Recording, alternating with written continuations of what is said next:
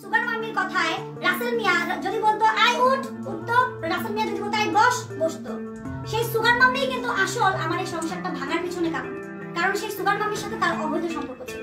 Helena জাহাঙ্গীরের সঙ্গেই রাসেল মিয়ার অবৈধ সম্পর্ক রয়েছে, আর হেলেনা জাহাঙ্গীরই হলো রাসেল মিয়ার সুগার মাম্মি। ভিউয়ার্স, বিস্তারিত জানতে হলে পুরো ভিডিওটিকে না টেনে শেষ পর্যন্ত দেখতে থাকুন।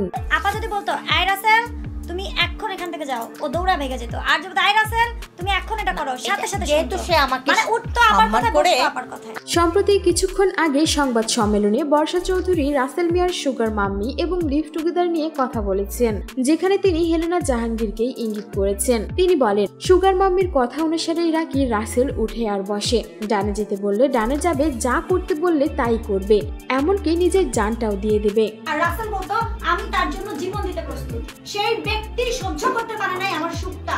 এর আগে হেলেনা জাহাঙ্গীর যখন বর্ষা চৌধুরীর বাড়িতে এসেছিলেন তখনও তিনি সেম কথা বলেছিলেন যে হেলেনা জাহাঙ্গীরের কথা মতোই রাসেল মিয়া উঠে আর বসে, যা করতে বলবে তাই করবে। তার মানে হেলেনা জাহাঙ্গীরের সঙ্গেই রাসেল মিয়ার অবৈধ সম্পর্ক ছিল। সেই সুগার মাম্মিটা যে আমার বাসায় এসে এত কিছু নাটকীয় করে গেল, এত নাটক করে গেল, এবং সেই সুগার মাম্মি আজকে ছাড়াই নিয়ে আসলো।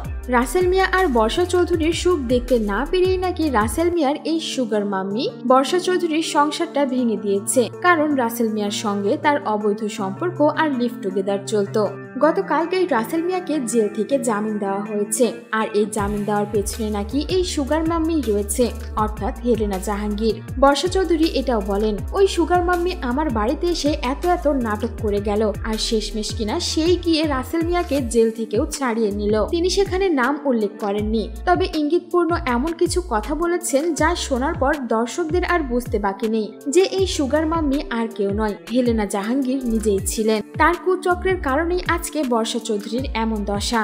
বিয়ের দিন সকালবেলাও যখন শুনেছে ভালো আছি এবং বাসায় নিয়ে গিয়ে দাওয়াত দিয়েছে, বাসায় আমি একেবারে ডালা টালা ভরে খাবার দাবার নিয়ে গেছি, আমার পেজে সেটার প্রমাণ আছে।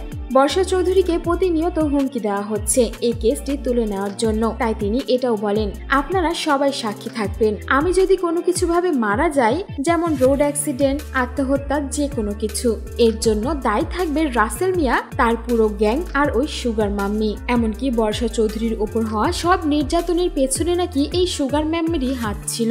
একটাবার চিন্তা করে দেখুন, যে হেলেনা জাহাঙ্গীরকে রাসেল মিয়া বোন বলে ডাকতো, তার সঙ্গে কত কিছু না করে ফেলেছে সে। সত্যি এটা একটি জঘন্যতম কাজ। ভিউয়ার্স, এই ছিল আমাদের আজকের ভিডিওটি কেমন লাগলো আর আপনার কি মনে হয়, বর্ষা চৌধুরী কি এখানে সত্যিই হেলেনা জাহাঙ্গীরকে ইঙ্গিত করেছেন? আপনার মূল্যবান মন্তব্য জানিয়ে দিবেন আমাদের কমেন্ট বক্সে। আর বিনোদন জগতের এমনই লেটেস্ট আপডেট পেতে আমাদের চ্যানেলটিকে সাবস্ক্রাইব করে আমাদের সঙ্গেই থাকুন। ধন্যবাদ।